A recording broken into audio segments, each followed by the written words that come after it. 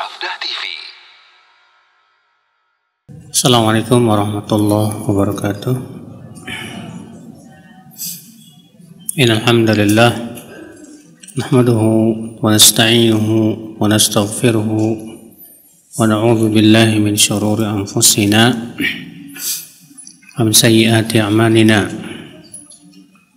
Man yahdihillahu fala mudilla lahu wa man yudlil fala hadiya lahu. Wa asyhadu an la ilaha illallah wahdahu la syarika lah wa asyhadu anna Muhammadan abduhu wa rasuluh. Qala Allah Ta'ala fi kitabihil karim, ya ayyuhalladzina amanu taqullaha haqqa tuqatih wa la tamutunna illa wa antum muslimun, amma ba'd.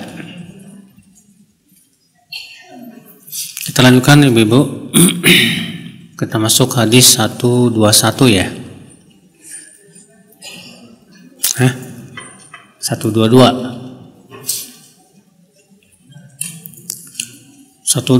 katanya. An Abi Hurairah radhiyallahu anhu qala Rasulullah sallallahu alaihi wasallam, kullu sulama minan nas alaihi sadaqah.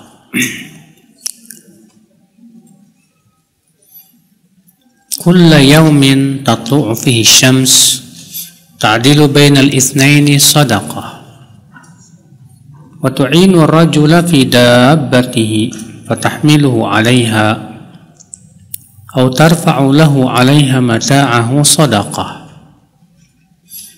wal kalimatu at-thayyibatu sadaqah wa bi kulli khatwatin tamshiha ila as-salati sadaqah wa tumitul adza 'anil tariqi sadaqah. Dari Abu Hurairah, semoga Allah meridainya, ia berkata, Rasulullah sallallahu alaihi wasallam bersabda, kullu sulama, setiap sendi dari manusia itu alaihi sadaqah, harus dipenuhi sedekahnya.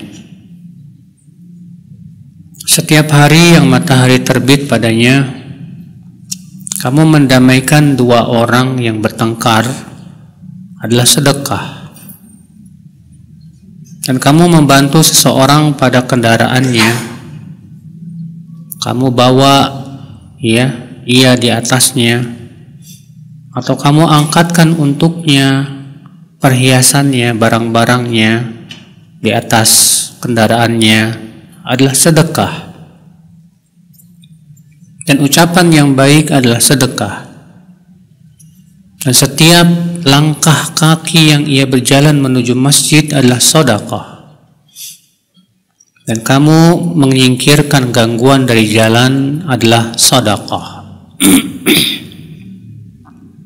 Warwahu Muslimun aydan min riwayati Aisyah radhiyallahu anha qalat qala Rasulullah sallallahu alaihi wasallam, innahu khuliqa kullu insanin min bani Adam ala 60 wa 300 mafsil, faman kabbara Allah wa hamidallah wa hallalallah wa sabbaha Allah wa astaghfara Allah wa azala hajaran an tariqin nas aw syaukatan aw adman an tariqin nas aw amara bima'rufin aw naha an munkarin adada 60 wa 300 fa innahu yumsi yawma idzin qad zahzaha nafsahu 'anil nar. Dan Imam Muslim meriwayatkan dari riwayat Aisyah, ia berkata Rasulullah SAW bersabda, sesungguhnya setiap manusia dari anak Adam diciptakan pada 360 sendi.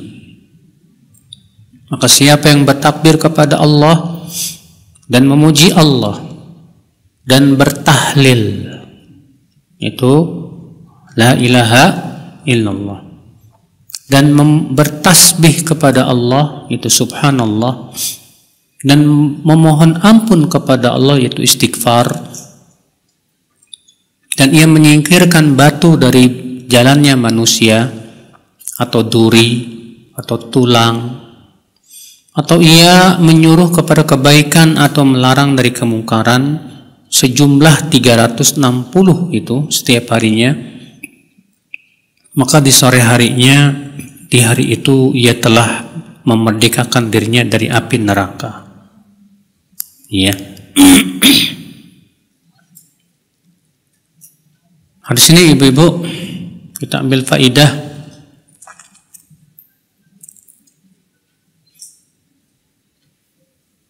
bahwa manusia diciptakan oleh Allah ada 360 sendi yang harus dipenuhi sedekahnya.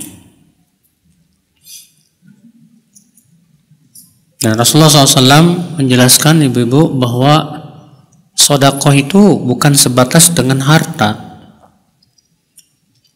tapi sedekah itu adalah semua yang sifatnya kebaikan, baik kebaikan buat diri sendiri maupun kebaikan buat orang lain. Berzikir, sedekah, ya. Beramar ma'ruf nahi mungkar, sedekah. Arti semua kebaikan yang kita berikan kepada diri kita ataupun kepada orang lain itu disebut dengan apa? Sedekah. Ya. Dan dalam satu hadis disebutkan ibu bahwa 360 sendi ini bisa dicukupi dengan 2 rakaat duha. 360 sendi ini bisa dicukupi dengan dengan 2 rakaat duha, masya Allah. Nah, di sini kita ambil faedah yang kedua, istihbabul islah bainan nas bil adli wa muamalatuhum bil akhlaqil karimah, atau wa muamalatihim bil akhlaqil karimah. Disunnahkan mendamaikan manusia yang bertengkar, ya, dan bermuamalah kepada mereka dengan akhlak yang baik. Dan kita berusaha ibu-ibu, ya, apabila ada 2 teman kita yang bertengkar misalnya, ya, jangan dibiarkan mereka bertengkar terus. Kenapa? Ya karena orang yang bertengkar itu merugikan dirinya sendiri. Orang yang bertengkar itu, ya, pertama amalannya habis tercukur. Kata Rasulullah SAW, fasadu dzatil bain hiyal haliqah. Rusaknya hubungan, ya, dengan seorang muslim itulah yang akan mencukur. La aqulu haliqatus syar. Aku tidak mengatakan mencukur rambut, akan tetapi maksudnya haliqatud din, yaitu mencukur agama. Na'udzubillah.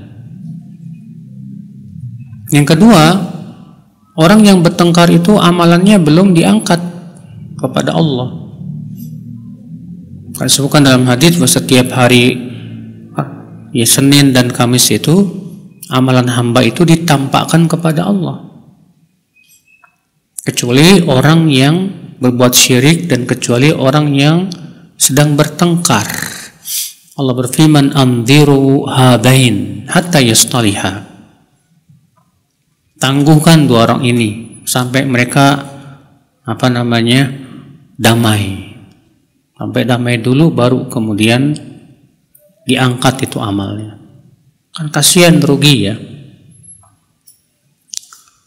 Faedah selanjutnya, istihbabul muhafazati ala salatil jama'ati fil masjid.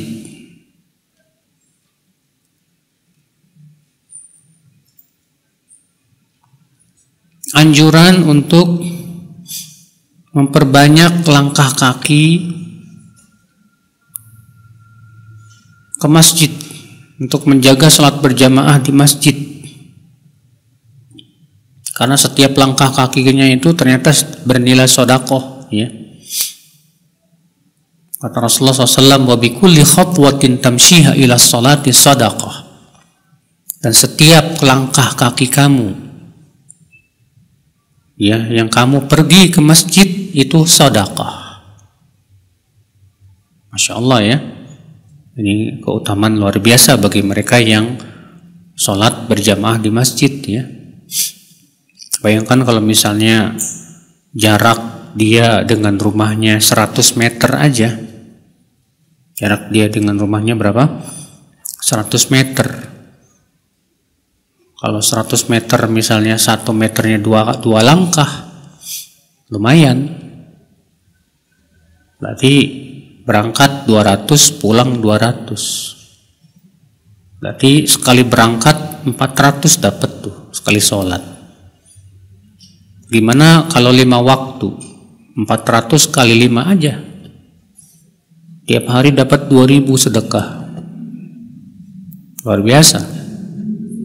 Iya. Hadis berikutnya, an Nabi SAW qala, man ghada ila al-masjid aw raha, a'adda Allahu lahu fil jannati nuzulan kullama ghada aw raha. Nabi SAW bersabda, siapa yang pergi ke masjid di waktu pagi atau di waktu petang, Allah persiapkan untuknya di dalam surga nuzul. Nuzul itu artinya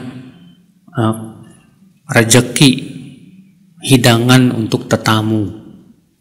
Itu namanya nuzul. Dengan tanpa wawu. Kalau nuzul pakai wawu, ya, artinya turun. Tapi kalau nggak pakai wawu, nuzul itu artinya hidangan untuk tetamu, ya. Maka Allah akan sediakan di dalam surga untuknya nuzul, yaitu hidangan untuk tetamu setiap kali dia pergi ke masjid di waktu pagi maupun petang. Masya Allah. Nah, di sini kita ambil faidah yang pertama, a'malul ibad kulluha mahsiyah indallah. Amalan-amalan hamba semuanya dihitung oleh Allah. Sekecil apapun ya, ingat amalan kita itu bakal dihitung sama Allah, ibu-ibu dan bapak sekalian. Allah berfirman, "Faman ya'mal mithqala dzarratin khairan yarah, wa man ya'mal mithqala dzarratin syarran yarah." Sekecil apapun pasti akan dapat balasannya tuh. Hadis selanjutnya kata beliau, man dhahaba ilal masjid la yanhazuhu illa shalah kutiba lahu mamsyahu fi dhahabihi wa iyabihi. Siapa yang pergi ke masjid tidak ada niat kecuali untuk sholat saja, maka langkah kakinya akan ditulis oleh Allah sebagai sedekah, sebagai kebaikan, ya, saat berangkat maupun pulang. Ini Masya Allah, langkah kaki yang ditulis sebagai sedekah, mengangkat derajat, menggugurkan dosa, hanya langkah kaki menuju masjid untuk tujuan sholat berjamaah. Sebagaimana kalau misalnya langkah kaki kita berjalan menuju pasar, Ustaz, nyari rezeki, cari nafkah, tetap ditulis oleh Allah, namun tidak sama dengan apa? Iya, untuk sholat berjamaah ke masjid. Faedah selanjutnya, fadlul muhafadhati ala sholatil jamaah. Keutamaan menjaga sholat berjamaah. Ini terutama buat laki-laki ya. Jaga betul itu sholat berjamaah itu. Jangan sampai ya kita menganggap remeh atau meremehkan sholat berjamaah. Jangan. Karena sholat berjamaah itu keutamaannya besar banget ya. Pertama, perjalanannya saja dari rumah ke masjid sudah dinilai, setiap langkah kakinya sudah dapat pahala, mengangkat derajat, menggugurkan dosa, dan bernilai sedekah. Ketika dia masuk masjid, ya, dan dia kemudian sholat tahiyat masjid, lalu duduk untuk menunggu sholat dikumandangkan, didirikan, maka ia terus diberikan pahala sholat. Kana fi sholah maka nanti sholah ya tahbisuhu, kata Rasulullah, maka ia terus berada di dalam sholat selama ia tercegah oleh sholat. Masya Allah. Kemudian yang ketiga, malaikat akan mendoakannya, ibu-ibu. Wal malaikatu yaqulun Allahumma ighfir lahu, Allahumma arhamhu. Dan para malaikat akan mendoakan, ya Allah ampuni dia, ya Allah ya rahmati dia. Bayangkan ya, betapa banyaknya keutamaan orang yang sholat pergi ke masjid berjamaah itu. Makanya aneh ya kalau ada laki-laki yang senangnya sholat di rumah kayak perempuan.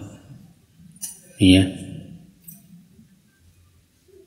Hadis berikutnya, wa anhu qala Rasulullah sallallahu alaihi wasallam, ya nisa'al muslimat la tahqiranna jaratun li jaratiha walau firsina syatin, muttafaqun alaih.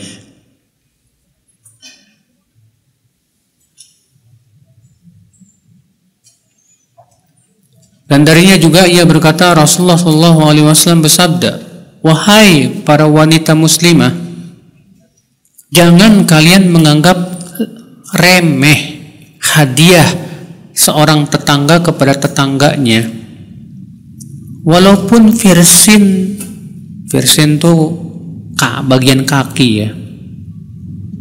Firsin itu bagian apa? Kaki dari kambing, walaupun cuma kaki kambing gitu. Muttafaqun alaih. Hadis ini kita ambil faidah al-haddu 'alal hadiyah was sadaqah mahma kana syai'an qalila. Anjuran untuk memberikan hadiah kepada tetangga. Ya, kalau dia kaya. Tapi kalau dia miskin, kita berikan sedekah walaupun cuma sedikit. Karena kata Rasulullah SAW, wahai para wanita muslimah, jangan menganggap remeh pemberian tetangga kepada tetangganya walaupun cuma kaki kambing gitu loh. Firsin itu kaki bagian kuku, tahu nggak? Iya. Bagian tempat kukunya itu disebut dengan firsin dalam bahasa Arabnya. Karena orang kan menganggap remeh gitu, apa kaki kambing gini kok nggak ada dagingnya. Iya, tapi Nabi mengatakan jangan menganggap remeh, jangan anggap remeh, karena bisa jadi amalan yang kecil pahalanya apa? Besar. Yang dilihat oleh Allah itu bukan kuantitasnya, Pak. Yang dilihat oleh Allah itu keikhlasannya, ketakwaannya. Semakin takwa, semakin besar pahalanya. Faedah selanjutnya, an-nahyu anisyuhi wal bukhl. Larangan dari syuh. Apa itu syuh? Kikir, pelit, koret, medit, ya. Dan bakhil. Apa bedanya syuh dengan bakhil? Bedanya kata para ulama, kalau bakhil itu bakhil sama orang, pelitnya sama orang, tapi sama diri sendiri nggak pelit, bakhil namanya. Kalau syuh, syahih, pelitnya bukan hanya kepada orang, bahkan kepada dirinya sendiri. Iya. Jadi yang paling tinggi pelitnya yang mana, Bu? Syuh, ya. Pelakunya disebut syahih. Kalau bakhil, dia pelitnya kepada orang lain aja. Kalau buat diri sendiri, ya, Masya Allah. Tapi kalau syahih, buat diri sendiri pun pelit.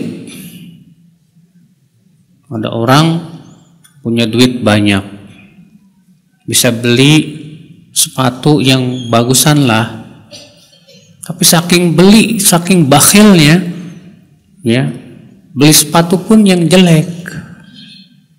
padahal duitnya miliar. Nah, ini namanya saking bakhilnya, hatta buat diri sendiri bakhil. Dia bisa beli HP yang bagusan, tapi saking bakhilnya pada dirinya sendiri, ya, beli HP-nya yang jelek-jelek. Saking bakhilnya. Ada yang kayak gituan, ada. Itu namanya syahih. Ya. Nah, itu dua-duanya dilarang dalam Islam. Baik bakhil maupun syahih, semua tercela. Kita ini sebagai seorang muslim harus punya jiwa dermawan. Dermawan. Jangan pelit. Jangan pernah kita khawatir kalau kita dermawan menjadi fakir miskin. Gak mungkin. Justru orang yang dermawan tuh biasanya barokah hartanya tuh. Iya. Faedah selanjutnya, istihbabu tawasul bainal muslimin wa bi khasatin al-jiran. Disunnahkan untuk menyambung hubungan antara sesama muslim, terlebih sesama tetangga. Sama tetangga itu gak boleh berantem. Hubungan kita dengan tetangga itu menunjukkan kepada keimanan kita. Iya. Karena hak tetangga itu besar, Pak, Bu. Hak tetangga itu apa? Iya, hak tetangga itu wajib kita berbuat baik sama mereka dan tidak mengganggu mereka. Hati-hati.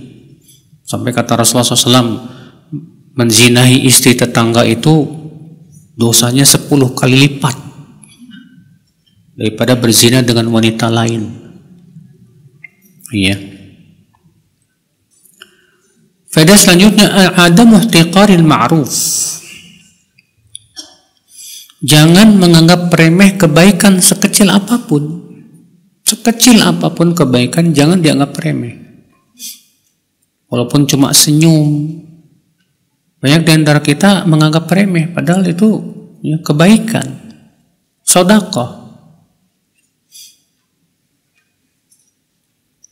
Hadis berikutnya, wa anhu 'anin nabiy sallallahu alaihi wasallam qala al-imanu bid'un wa sab'un aw bid'un wa sittuna syu'bah fa afdaluha qawlu la ilaha illallah wa adnaha imatatul adha 'anit tariqi wal haya'u syu'batun minal iman, muttafaqun alaih. Iman itu ada 70 atau 60 lebih cabang. Yang paling utama adalah ucapan la ilaha illallah. Dan yang paling rendah adalah menyingkirkan gangguan dari apa? Jalan. Dan malu itu ya termasuk bagian dari iman. Muttafaqun alaih. Di sini ibu-ibu, Rasulullah SAW menggambarkan kepada kita tentang iman itu ternyata ya seperti pohon. Pohon itu ada cabang-cabangnya, ya, ada pokoknya. Maka kata Rasulullah SAW, iman itu ada 70 lebih atau 60 lebih cabang. Terjadi keraguan di sini dari perawi, ya.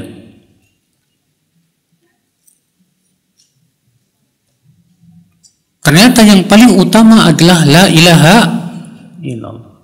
Karena la ilaha illallah ini, ibu-ibu, adalah pokok keimanan. Pokok apa? Keimanan. Tanpa la ilaha illallah, iman kita tidak diterima. Karena hakikat la ilaha illallah artinya apa?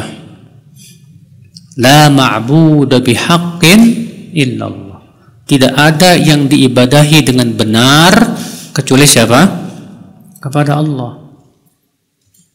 Selain Allah, ya, mereka tidak berhak diibadahi. Itulah ucapan hakikat daripada la ilaha illallah, yang mengandung dua, nafi dan isbat. Nafi artinya meniadakan, isbat artinya menetapkan. meniadakan semua yang diibadahi selain Allah, dan menetapkan bahwa Allah satu-satunya yang berhak diibadahi. Menetapkan saja tanpa meniadakan syirik, dan meniadakan saja tanpa menetapkan ateis. Maka tauhid itu hakikatnya harus menggabungkan antara meniadakan dan menetapkan. Makanya Allah berfirman, "Faman yakfur bit-taghuti wa yu'min billah faqad istamsaka bil urwatil wuthqa." Siapa yang kafir kepada tagut dan beriman kepada Allah, sungguh ia telah berpegang kepada tali yang kuat. Lihat. Allah mengatakan siapa yang kafir kepada tagut. Siapa itu tagut? Semua yang diibadahi selain Allah. Dan beriman kepada Allah satu-satunya yang diibadahi, maka sungguh berarti ia sudah berpegang kepada tali yang kuat. Itulah la ilaha illallah. Maka tanpa la ilaha illallah, keimanan seorang hamba percuma. Ya, tidak diterima sama Allah Subhanahu wa taala. Sebagaimana Allah berfirman, "Wa ma yu'minu aktsaruhum billahi illa wa hum musyrikun." Dan tidaklah kebanyakan mereka beriman kepada Allah kecuali mereka berbuat kesyirikan. Nah, kalau iman disertai dengan kesyirikan percuma. Allah berfirman, "Innahu may yusyrik billah faqad harramallahu 'alaihi al-jannah wa ma'wahu an-nar." Sesungguhnya siapa yang beriman kepada Allah, sesungguhnya siapa yang berbuat syirik, mempersekutukan Allah, maka sungguh Allah haramkan ia dari api neraka, dan tempat tinggalnya adalah subhanallah. Sesungguhnya orang yang berbuat syirik, sungguh Allah haramkan ia dari surga, jannah, dan tempat tinggalnya itu dalam api neraka. Allah tegas mengatakan, orang yang berbuat syirik itu haram masuk neraka. Makanya la ilaha illallah itu kuncinya surga. La ilaha illallah pokoknya keimanan. Pokoknya itu. Kemudian Rasulullah mengatakan bahwa ternyata cabang keimanan yang paling rendah apa itu? Yaitu menyingkirkan dari jalan. Lalu Nabi mengatakan bahwa rasa malu itu bagian dari iman. Apa sih malu itu, Bu? Kata para ulama, malu adalah perangai yang membuat kita menjauhi perkara-perkara yang buruk. Malu adalah perangai yang membuat kita menjauhi perkara-perkara yang yang buruk. Itu malu.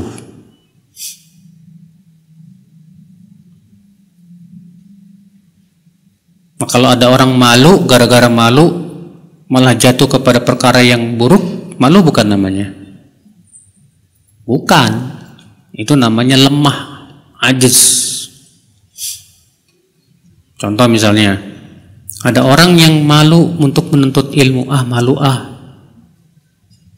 Kita katakan itu bukan malu, Mas. Itu namanya lemah. Kalau kamu malu, diri kamu merasa bodoh, harusnya kamu nuntut ilmu dong. Ngapain malu? Makanya malu itu, tanda malu itu mengajak kepada kebaikan. Itu baru namanya malu. Dan menghindarkan dia dari keburukan, itu baru namanya malu. Orang kalau kehilangan rasa malunya, Bu, biasanya nggak peduli tuh, mau baik mau buruk bodo amat gitu. Zaman sekarang banyak perempuan-perempuan yang sudah kehilangan rasa malunya, Bu. Mempertontonkan aurat, pahanya dipertontonkan di mana-mana. Gak malu lagi udah. Kenapa? Karena dicabut rasa malunya. Makanya Rasulullah mengatakan wal haya'u syu'batun minal iman. Malu itu bagian dari apa? Keimanan. Malu itu bagian dari keimanan. Perhatikan itu. Penting sekali kita untuk memelihara rasa malu. Ya. Baik, dari hadis ini kita ambil faidah, kata Syekh Salim, al-imanu maratibu ba'duha fawqa ba'din fil ahamiyah. Iman itu bertingkat-tingkat. Sebagiannya lebih tinggi daripada sebagian yang lainnya. Semakin tinggi tingkatan iman, semakin menunjukkan akan urgensinya. Maka la ilaha illallah itu yang paling tinggi, berarti itu yang paling urgen. Bahkan itu merupakan pokok keimanan. Iya. Makanya kata para ulama, Bu, iman itu ada 3 tingkatan secara global. Secara global iman itu ada 3 apa? 3 bagian, 3 tingkatan. Tingkatan yang pertama disebut pokok iman. Tingkatan yang pertama disebut pokok iman, yaitu perkara-perkara yang apabila hilang akan menyebabkan hilang keimanan sama sekali. Karena dia pokoknya nih. Iya. Seperti apa? Seperti rukun iman, iman kepada Allah, malaikatnya, kitab-kitabnya, para nabinya, ya, beriman kepada hari akhirat. Ini semua pokok iman ini. Orang yang beriman kepada Allah tapi enggak beriman kepada malaikat, maka kata para ulama dia kafir, murtad agama Islam. Ada orang yang beriman kepada Allah, malaikatnya, kitab-kitabnya, para nabinya, tapi nggak beriman kepada hari akhirat, nggak percaya adanya hari akhirat. Disebut Muslim tidak, Pak? Dia bukan Muslim, kafir.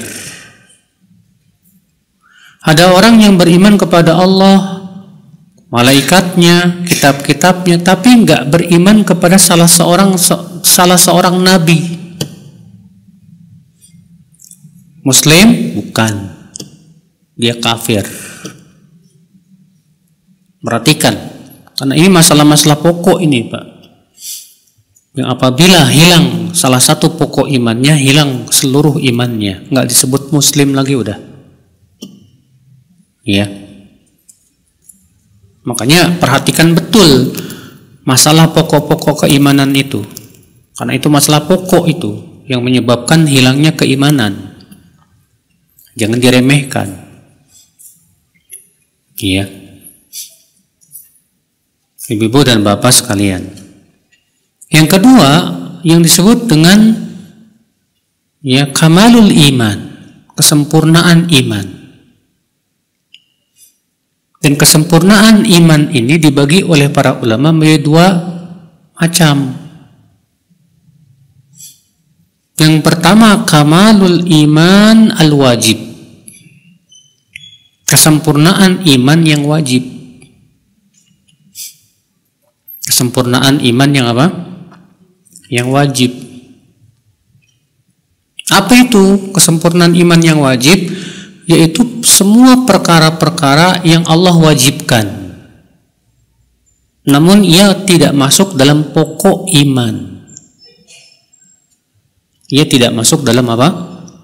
Pokok iman. Contohnya apa? Berbakti kepada orang tua, berhaji, zakat, puasa atas pendapat jumhur. Salat masuk pokok iman apa kesempurnaan iman yang wajib? Diikhtilafkan ulama. Imam Ahmad dan kebanyakan para sahabat mengatakan salat itu termasuk pokok iman. Siapa yang tidak salat maka hilang imannya seluruhnya. alias kafir. Dan ini pendapat yang dibela oleh kebanyakan para ulama di zaman ini. Iya. Sebagian ulama, dan itu pendapat imam yang 3, mazhab Syafi'i, Hanafi, Maliki, mengatakan bahwa sholat tidak termasuk pokok iman, tapi ia masuk dalam kesempurnaan iman yang wajib. Konsekuensinya apa? Kalau ada orang yang nggak sholat, bukan karena mengingkari kewajibannya, masih disebut muslim. Iya. Nah, sholat ini diperselisihkan oleh ulama, apakah dia masuk dalam pokok iman atau masuk dalam kesempurnaan iman yang wajib. Adapun zakat, puasa, haji, kebanyakan ulama merojihkan bahwa itu masuk dalam kesempurnaan iman yang wajib. Demikian pula berbakti kepada orang tua, menjaga silaturahim, ya. Demikian pula menjauhi maksiat-maksiat, dosa-dosa besar. Itu semua kesempurnaan iman yang wajib. Apa bedanya antara pokok iman dengan kesempurnaan iman yang wajib, ibu-ibu? Bedanya, kalau kesempurnaan iman yang wajib, kalau hilang salah satunya, tidak hilang semua iman. Artinya pelakunya masih disebut muslim. Tapi ya, dia muslim yang fasik.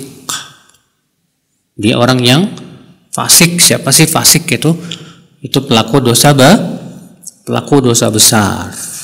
Dan Ahlussunnah meyakini pelaku dosa besar itu tidak kafir. Dia di bawah kehendak Allah Subhanahu wa taala. Iya. Nah, ini namanya kesempurnaan iman yang wajib.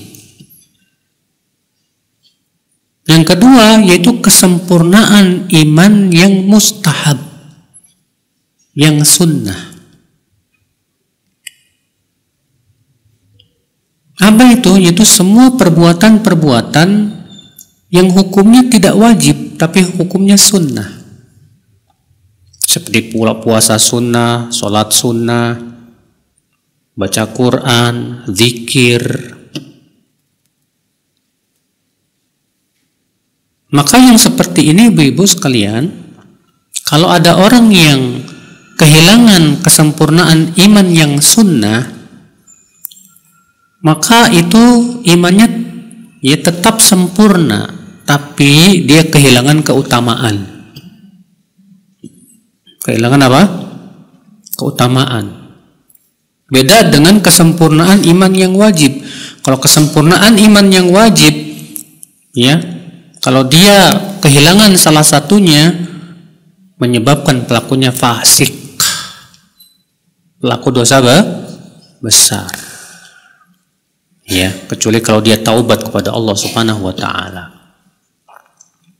Nah, ini ibu-ibu ya, kalau kita perhatikan ada dua sebetulnya. Cuman yang dua ini dibagi dua lagi. Yang pertama tadi apa? Pokok iman. Pokok apa? Iman. Yaitu perkara-perkara yang merupakan pokok keimanan yang apabila hilang salah satunya, hilang seluruh iman. Alias pelakunya kafir, murtad dari agama Islam. Yang kedua yaitu apa? Kesempurnaan iman. Kesempurnaan iman ada dua macam. Yang pertama kesempurnaan iman yang wajib. Apa itu? Semua yang diwajibkan oleh Allah. Yang kedua apa? Kesempurnaan iman yang sunnah. Apa itu? Semua yang disunnahkan dan hukumnya tidak wajib. Nah, itu secara global 70 ini atau 60 lebih cabang iman ini tidak lepas dari dua perkara tadi. Ada yang masuk dalam pokok keimanan seperti rukun iman tadi. Rukun iman ya masuk dalam pokok keimanan. Walaupun ya rukun iman yang keenam sebagian ulama ya ada yang tidak memasukkannya, Pak. Tapi yang sahih dia masuk. Kecuali kalau terkena syubhat, karena para ulama tidak mengkafirkan kaum Qadariyah. Qadariyah itu siapa? Kelompok yang menolak adanya takdir. Padahal beriman kepada takdir itu termasuk rukun iman yang keberapa? Yang keenam. Tapi para ulama tidak mengkafirkan kelompok Qadariyah, padahal mereka menolak adanya takdir. Iya. Nah ini ibu-ibu sekalian. Jadi iman itu bertingkat-tingkat. Sebagaimana halnya kufur pun juga bertingkat-tingkat. Ada yang masuk kufur besar, ada yang masuk dalam kufur kecil. Ya. Faedah yang kedua, kata beliau, al-imanu 'inda salafi ahli al-hadithi qaulun wa amal. Iman menurut salaf ahli hadis, maksudnya Ahlussunnah wal Jamaah, terdiri dari ucapan dan perbuatan. Iman menurut ahli sunnah terdiri dari ucapan dan perbuatan. Loh, kok cuma 2 Ustadz? Bukannya ditambah 3 keyakinan hati? Tak dulu. Para ulama membagi kata qaul ucapan menjadi 2. Ucapan hati dan ucapan lisan. Dan amal dibagi menjadi 3. Amalan hati, amalan lisan, dan amalan anggota badan. Ya. Ucapan hati itu apa maksudnya, Pak, Bu? Ucapan hati itu adalah at-tasdiq, yaitu membenarkan, itu ucapan hati. Dan ucapan lisan apa itu? Yaitu mengucapkan 2 kalimat syahadat, asyhadu an la ilaha illallah. Amalan hati, apa itu amalan hati? Amalan hati banyak, contohnya tawakal, ikhlas, ya, cinta karena Allah, benci karena Allah. Nah, ini semua masuk dalam amalan hati. Ada lagi amalan lisan, contohnya apa? Zikir, baca Quran, mengucap berdakwah, ya, menjelaskan tentang ilmu. Itu amalan lisan. Amalan anggota badan contohnya apa? Sholat, puasa, haji. Nah, itu amalan anggota badan. Nah, menurut Ahlussunnah, ya, iman itu qaulun wa amal, ucapan dan perbuatan. Dan lebih terperinci lagi kita katakan iman adalah keyakinan dengan hati, ucapan dengan lisan, dan amalan dengan anggota apa? Badan. Iya. Dan inilah ibu-ibu keyakinan Ahlussunnah wal Jamaah. Keyakinan ini diselisih oleh firqah apa itu? Murji'ah. Siapa Murji'ah? Yaitu mereka menolak amal bagian dari iman. Mereka mengatakan katanya amal tidak termasuk iman. Sehingga menurut mereka amalan manusia tidak mempengaruhi keimanan. Ketaatan tidak menambah keimanan, kekufuran dan kemaksiatan tidak mengurangi keimanan. Nah, Murji'ah ini, Bu, ada 3 kelompok rupanya. Kelompok pertama disebut dengan Murji'atul Fuqaha. Itu Murji'ahnya Abu Hanifah. Ya. Di mana yang pertama kali mencetuskan Murji'atul Fuqaha ini gurunya Abu Hanifah. Namanya Hammad bin Abi Sulaiman. Ada yang mengatakan Salim Al-Aftas.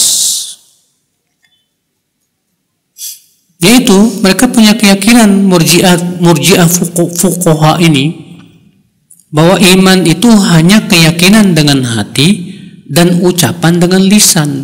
Adapun amal tidak termasuk iman.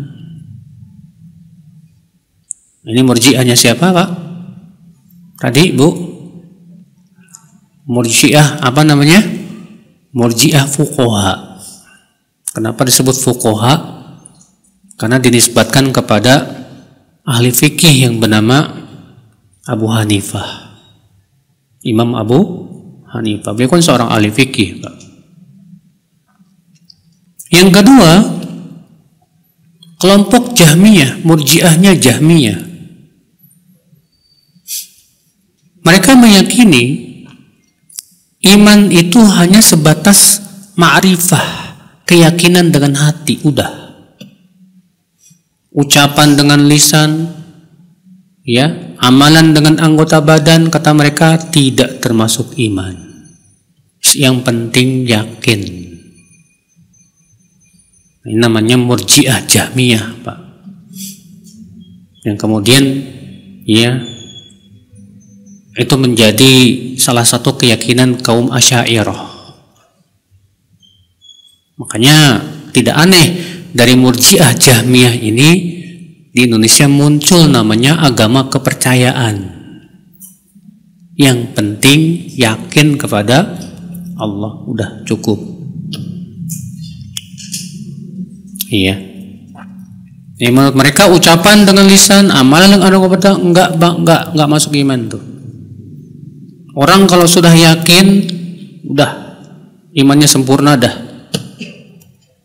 Iya. Walaupun dia tidak mengucapkan 2 kalimat syahadat, walaupun dia tidak mengamalkan amalan apapun, iya. Yang ketiga, kelompok Karramiyah. Kelompok apa? Karramiyah, pengikut Muhammad bin Karram. Mereka punya keyakinan bahwa iman itu sebatas ucapan dengan lisan. Adapun keyakinan dengan hati, amalan dengan anggota badan, katanya nggak termasuk iman. Nggak termasuk apa? Iman. Ya. Ini murji'ah siapa? Karramiyah. Jadi menurut mereka yang penting ucapan lisan. Sehingga menurut Karramiyah, orang-orang munafik itu mukmin. Karena kan orang munafik, Pak, mengucapkan 2 kalimat syahadat enggak? Mengucapkan 2 kalimat syahadat. Sholat enggak orang munafik, Pak? Sholat, zakat, puasa. Karena mereka mengucapkan 2 kalimat syahadat, ya sudah, mereka mukmin. Ya. Sehingga mereka menyamakan antara orang Abu Bakar dengan orang-orang munafikin. Karena sama-sama mengucapkan dengan lisan. Padahal orang munafik jelas-jelas menyembunyikan kekafiran di hatinya, Pak. Ya. Nah, inilah 3 kelompok murji'ah. 3 kelompok apa? Murji'ah. 3-tiganya sesat. Yang benar apa? Ahlussunnah. Ahlussunnah meyakini iman adalah keyakinan dengan hati, ucapan dengan lisan, dan amalan dengan anggota apa? Badan. Ya.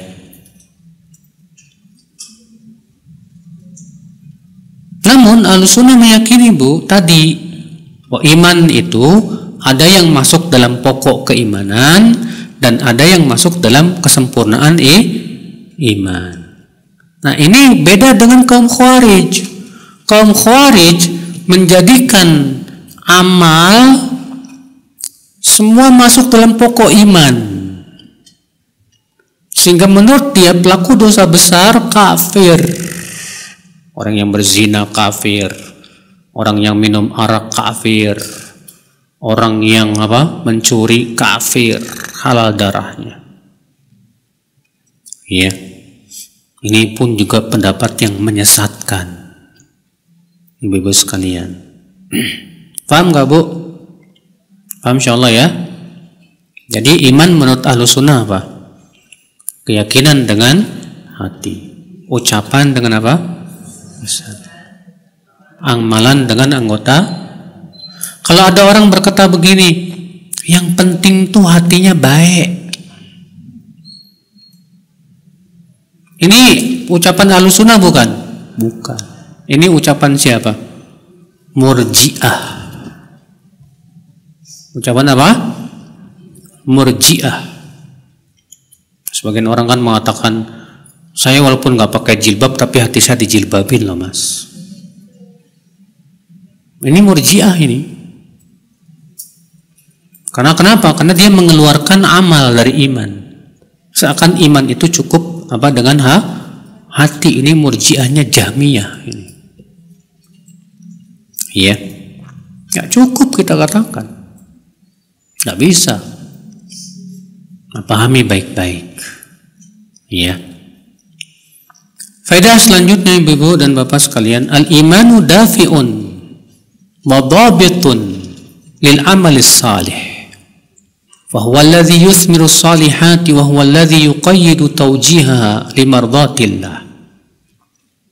Iman itu pendorong dan pembatas untuk amal saleh.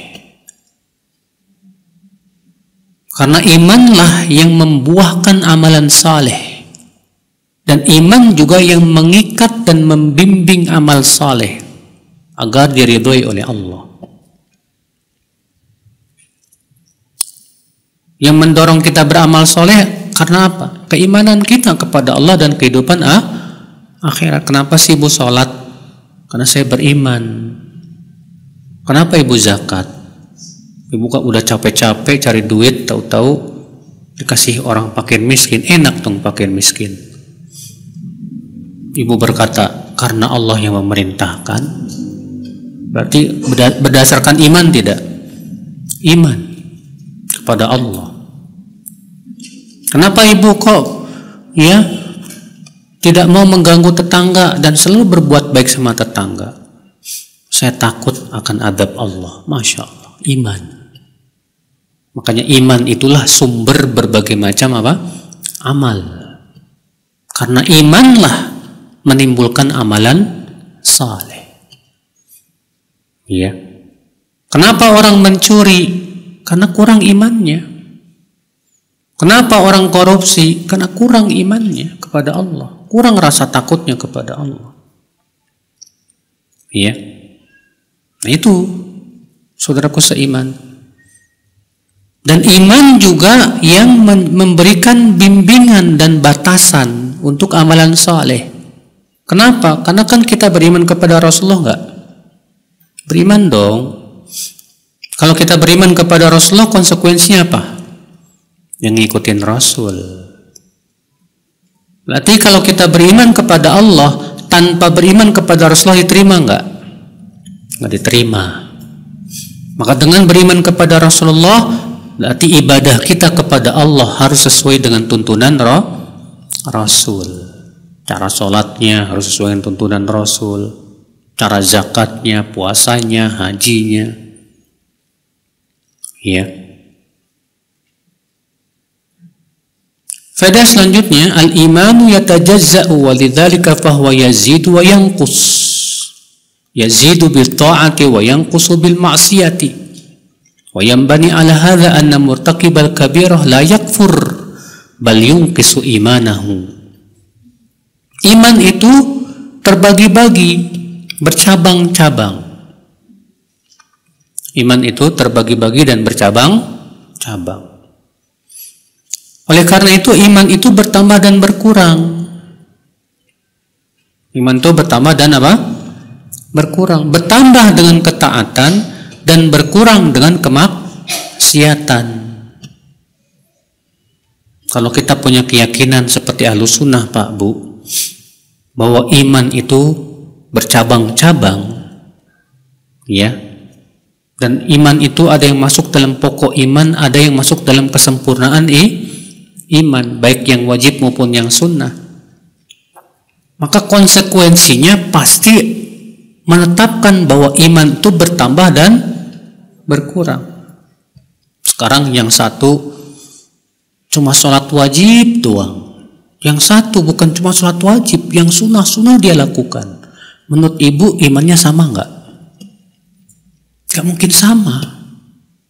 Tentu orang yang sholat sunnah juga selain yang wajib itu lebih tinggi imannya daripada yang cuma yang wajib dong. Nggak bisa disamakan. Ya. Kalau kita punya keyakinan tentang iman yang benar, pasti kita akan mengatakan nggak mungkin sama antara munafik dengan orang yang beriman. Mana mungkin sama? Orang munafik menyembunyikan keimanan, menyembunyikan kekafirannya, memperlihatkan keimanannya, hanya pura-pura saja. Ya. Kalau orang murji'ah mengatakan sama. Tentu ini kezoliman, Pak. Kalau orang yang punya keyakinan bahwa iman itu bertambah dan berkurang, konsekuensinya apa? Tidak mungkin sama antara orang yang beriman dan beramal soleh dengan orang yang beriman tapi berbuat maksiat. Sama nggak? Nggak mungkin sama dong. Masa mau disamakan orang yang beriman, bertakwa, menjauhi yang haram dengan pencuri, koruptor, ya, pemakan arak, mau disamain enak aja. Sedangkan murji'ah mengatakan sama. Ini kezoliman. Makanya Allah mengatakan apa? Ya, am hasibal ladzina jtarahu sayyiati an naj'alahum kal ladzina amanu wa 'amilus salihati sawa'an mahyahum wa mamatuhum sa'a ma yahkumun, dalam surat Al-Jathiyah. Apakah orang-orang yang suka berbuat dosa itu mengira kami akan jadikan mereka sama dengan orang-orang yang beriman dan beramal soleh, sama hidup dan matinya? Buruk sekali vonis mereka itu, kata Allah. Ya mungkin sama tuh. Ya. Makanya ibu-ibu, surga bertingkat-tingkat enggak? Bertingkat-tingkat, disesuaikan dengan tingkatan keimanan. Ya, semakin tinggi keimanan, semakin tinggi juga surga yang dia dapatkan. Semakin kurang keimanan, semakin kurang juga tingkatan surganya. Ya, ini keyakinan Ahlussunnah wal Jamaah, yaitu bahwa iman itu bertambah dan berkurang sebagai konsekuensi dari keyakinan bahwa iman itu bercabang-cabang. Nah, keyakinan ini diselisihi oleh dua firqah. Yang pertama murji'ah, udah jelas sudah. Kalau murji'ah mengatakan iman itu tidak bertambah, tidak berkurang. Karena menurut mereka amal tidak mempengaruhi keimanan, maksiat tidak mempengaruhi keimanan, taat tidak menambah keimanan. Jadi iman itu satu, nggak tambah, nggak kurang. Ini keyakinan murji'ah. Firqah yang kedua Khawarij. Khawarij pun punya keyakinan iman tidak bertambah, tidak berkurang. Cuma bedanya dengan murji'ah apa, Pak? Kalau murji'ah mengatakan kalau ada sebagian iman, ada seluruhnya. Kalau Khawarij mengatakan kalau hilang sebagian iman, hilang seluruhnya. Kalau Ahlussunnah wal Jamaah mengatakan yang hilang ini bagian pokok iman atau kesempurnaan iman. Kalau yang hilang itu pokok keimanan, iya bisa hilang seluruhnya. Pokok keimanan tadi seperti iman kepada Allah, malaikatnya, kitab-kitabnya. Tapi kalau yang hilang itu kesempurnaan iman yang wajib, tidak hilang seluruhnya. Mereka masih disebut muslim. Iya. Nah ini Bapak dan Ibu sekalian pahami baik-baik, supaya kita tidak masuk terjerembab dalam akidah Khawarij, tidak juga terjerembab dalam akidah murji'ah dalam masalah iman ini. Ya. Faedah selanjutnya Ibu dan Bapak sekalian, al-imanu amrun muktasabun Iman itu perkara yang bisa diusahakan. Walidzalika yanbaghi 'alal 'abdi an yata'ahhada imanahu wa yuhsinu islamahu wa yataraqqa fi madarijil mu'minin liyablugha kamalal iman. Oleh karena itu seorang hamba hendaknya berusaha dengan sungguh-sungguh membaguskan keimanan dan keislamannya, dan berusaha untuk naik kepada derajat yang tinggi supaya sampai kepada kesempurnaan iman. Ya. Jadi iman itu harus dengan usaha. Kita pengennya masuk surga yang tinggi, sholatnya malas-malesan, mau amal soleh malas-malesan, enak aja. Gak bisa begitu, Bu. Kalau pengen dapat surga yang paling tinggi itu harus dengan usaha dong. Usahanya sungguh-sungguh amal soleh. Ya, semangat kepada perbuatan-perbuatan ketaatan, semangat, lari dari maksiat. Nah, ini ibu-ibu sekalian. Faedah selanjutnya, tafawutu maratibil iman laisa mid'atan lihtiqari sya'airid din lianna kullaha min indi rabbil alamin. Bertingkat-tingkatnya keimanan bukan artinya kita menganggap remeh ya syiar-syiar agama, karena semua berasal dari Allah. Kan kata Rasulullah, iman itu ada 60 atau 70 cabang. Yang paling tinggi apa? La ilaha. Yang paling rendah apa? Menyingkirkan dari jalan. Terus ada orang gara-gara mendengar kata-kata yang paling rendah, rendah ini, akhirnya pas ngelihat gangguan dari jalan gak mau disingkirin. Salah. Iya. Makanya Rasulullah mengatakan jangan menganggap remeh kebaikan. Jangan. Barangkali gara-gara kita menyingkirkan gangguan dari jalan, gara-gara itu kita masuk surga loh, Pak. Kata Rasulullah SAW, ra'aitu hina usriya bi rajulan yataqallabu ya fil jannah. Ya. Aku ketika Isra Mi'raj aku melihat ada orang yang mondar-mandir di surga. Gara-gara apa dia masuk surga coba? Kata Rasulullah, gara-gara ranting yang dia awaskan dari jalan. Ya. Yang mengganggu manusia. Diawasin, gara-gara itu dia masuk surga. Masya Allah. Maka dari itu jangan kita menganggap remeh apa? Kebaikan. Ibu misalnya sedekah sama tetangga dengan duit yang ibu anggap remeh, 2.000 perak. Tapi 2.000 ini berharga banget buat dia. Mungkin gara-gara 2.000 perak kita masuk surga. Hanya Allah yang Maha tahu. Jangan menganggap remeh apa? Kebaikan. Sebagaimana halnya kita jangan menganggap remeh dosa sekecil apapun. Iya. Faedah selanjutnya, al-haya'u khuluqun mahmudun yab'atsu 'alal imani billahi wa muraqabatih wa mujahadatin nafsi 'ala ta'ah.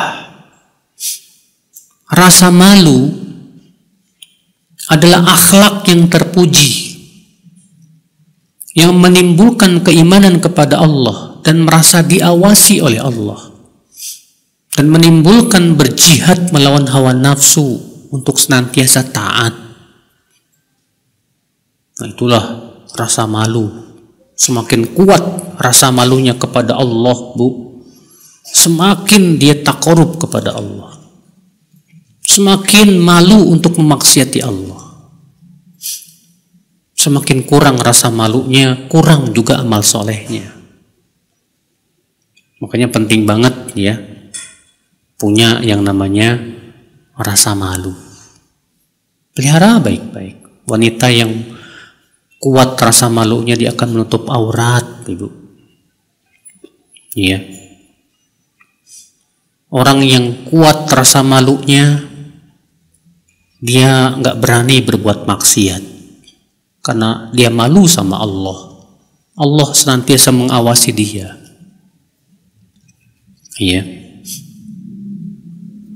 Kita masuk hadis yang ke 126. Wa anhu anna Rasulullah sallallahu alaihi wasallam qala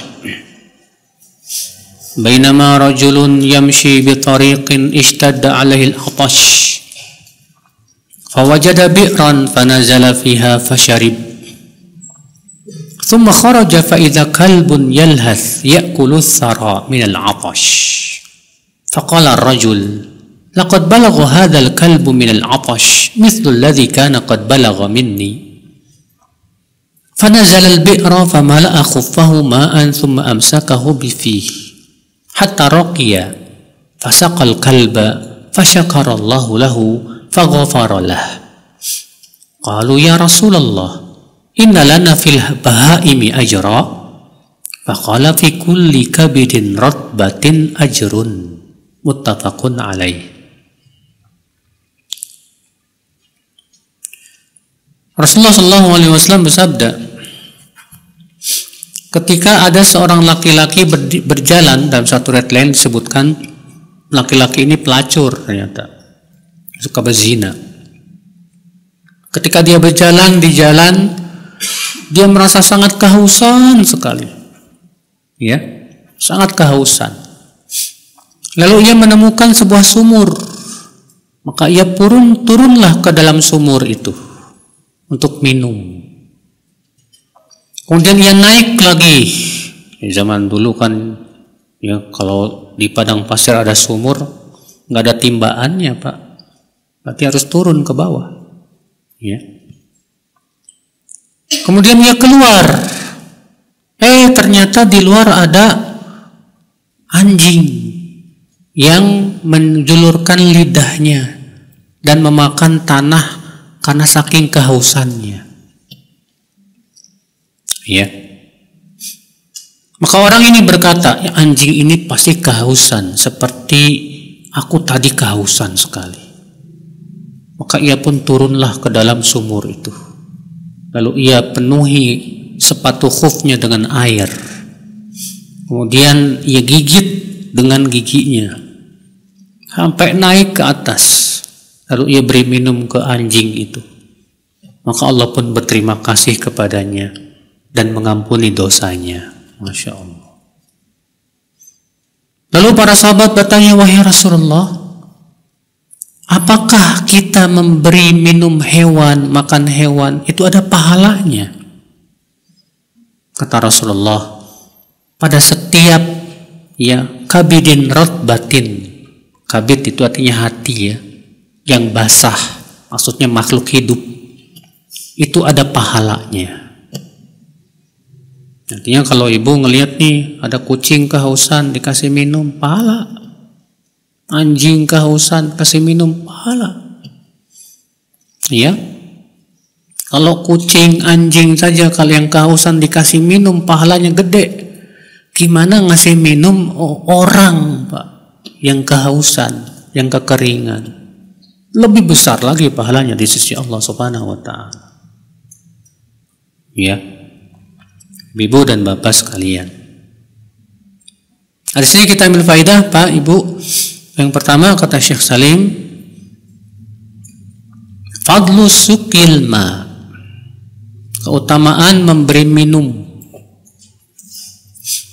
Jangan dianggap memberi minum itu amalan yang kecil, itu besar di sisi Allah. Iya. Barokah banyak, bahkan itu sedekah jariyah.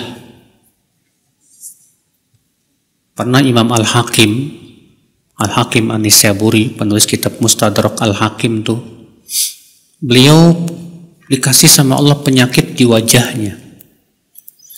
Dia udah berobat kemana-mana, nggak sembuh-sembuh. Nggak sembuh-sembuh. Suatu hari ketika beliau mengajar di majelisnya, mengajar hadis, karena beliau kan ahli hadis, ya, datanglah seorang wanita. Lalu wanita ini berkata, wahai Aba Abdillah, semalam aku bermimpi ya bertemu Rasulullah. Lalu Rasulullah SAW tersenyum kepadaku dan berkata, wahai wanita, tolong sampaikan salamku untuk ya Aba Abdillah. Sampaikan. Dan berikan kertas ini kepadanya. Ketika aku bangun, kertas itu ada di sisiku. Aku nggak tahu apa isinya. Ini dia kertasnya. Dibuka, ternyata isinya apa? Wahai Aba Abdillah, hendaklah kamu menggalikan sumur dan airnya diwakafkan. Mendengar itu langsung bikin sumur, airnya diwakafkan. Gak lama kemudian penyakitnya sembuh. Iya, sembuh, tidak meninggalkan apa-apa. Makanya ya, dalam sebagian riwayat yang dihasankan oleh Syekh Albani ya, bahwa bersedekah dengan air itu bisa menyembuhkan penyakit, Pak. Ya. Kalau antum misalnya kena penyakit kanker, atau antum kena penyakit apa? Tumor, sama aja ya. Atau penyakit TBC, udah berobat sana sini, ternyata nggak sembuh-sembuh. Nah, sedekah air deh. Biiznillah insyaallah. Dan kisah Al-Hakim tadi disahihkan oleh Syekh Albani rahimahullah. Iya. Biiznillah, sembuh biiznillah. Faedah yang kedua, si'atu rahmatillah. Luasnya rahmat Allah hatta syamalat al-hayawanil bahim. Dan luasnya rahmat Allah itu mencakup hewan yang tak bisa berbicara. Li'annahu min makhluqatihi, karena ia itu makhluk yang Allah ciptakan. Makanya Bapak Ibu ya, berbuat baik sama hewan ternyata ada pahalanya loh. Apalagi berbuat baik sama orang. Yang salah itu sama hewan baik sama orang jahat. Kebalik ini. Ya. Lihat hewan dikasih makan. Orang tetangganya kelaparan dicuekin. Kebangetan ini. Faedah selanjutnya si'atu fadlihi subhanahu. Faqad yaghfiru dzunubal kabirah bi amalil khairil yasir. Luasnya karunia Allah. Allah bisa saja mengampuni dosa yang besar hanya karena amalan yang kecil, yang dianggap kecil itu. Bayangkan si pelacur ini, tukang berzina, gara-gara memberi minum hewan dimaafkan oleh Allah. Kadang amalan yang kecil ketika dilakukan dengan penuh keikhlasan, ya, bisa jadi itu jadi sebab Allah mengampuni dosanya. Hanya Allah yang maha tahu. Walaupun tentunya Pak, tidak setiap orang yang ngasih minum, ya, pahalanya sama dengan nasibnya dengan seperti belum tentu. Hanya Allah yang maha tahu. Itu kan, ya, semuanya tidak lepas dari kehendak Allah. Faedah selanjutnya, la yanbaghi ihtiqaru syai'in min a'malil bir li'anna qad takunu sababan fi ghufraniz dzunub. Jangan meremehkan amalan kebaikan sedikit, walaupun itu kecil sedikit, karena bisa jadi amalan kebaikan itu jadi sebab diampuninya dosa-dosa kita. Ya. Faedah selanjutnya, Allah subhanahu wa ta'ala la yakhfa alaihi syai'un min ahwalil ibad wa yujazihim 'alaiha. Allah tidak tersembunyi kepadanya, ya, keadaan seorang hamba. Amalan hamba sekecil apapun Allah tahu dan Allah pasti balas. Faman ya'mal mithqala dzarratin khairan yarah wa man ya'mal mithqala dzarratin syarran yarah. Faedah selanjutnya Ibu-ibu sekalian, fadlul ikhlas, keutamaan ikhlas karena Allah. Karena amal yang tidak dikotori oleh riya agung di sisi Allah. Ini orang ya, dengan penuh sukarela masuk lagi ke sumur hanya karena melihat anjing yang kehausan. Dengan penuh sukarela, nggak ada orang, ikhlas. Ya, zaman itu nggak ada Facebook, Bu, nggak bisa update status. Iya, nggak kayak zaman sekarang update status. Ikhlas, sukarela dia. Ternyata besar di sisi Allah Subhanahu wa ta'ala. Makanya kata sebagian ulama, kam min amalin saghirin tukabbiruhun niyyah. Berapa banyak amal yang kecil menjadi besar pahalanya gara-gara niat. Ya. Faedah selanjutnya, Ibu, intisyaru fahisyati zina fi Bani Israel. Bahwa perbuatan zina itu tersebar di kalangan Bani Israel dari semenjak zaman bahula, semenjak zaman dulu. Iya. Ternyata umat Islam pun ikut-ikutan. Banyak yang berzina, na'udzubillah. Semoga kita dilindungi dari penyakit ini. Dan zina pelakunya terancam masuk neraka. Tapi ya, hadis ini jangan diceritain sama pezina ya. Takutnya nanti ya, dengan ngasih minum anjing haus saja saya sudah dimaafin. Gampang lah, akhirnya nggak mau tobat tuh. Ya, makanya kata para ulama, hadis ini tidak menunjukkan si pelacur ini setelah itu dia melacur, tidak. Bisa jadi setelah itu Allah berikan hidayah gara-gara apa? Memberi minum anjing itu. Allah beri hidayah dia sehingga dia menjadi seorang yang mukmin yang bertakwa. Iya. Demikian, semoga yang saya sampaikan bermanfaat. Nah, baik, saya kira cukup sampai di sini. Subhanakallah bihamdik, asyhadu an la ilaha illa anta, astaghfiruka wa atubu ilaik. Wassalamualaikum warahmatullahi wabarakatuh.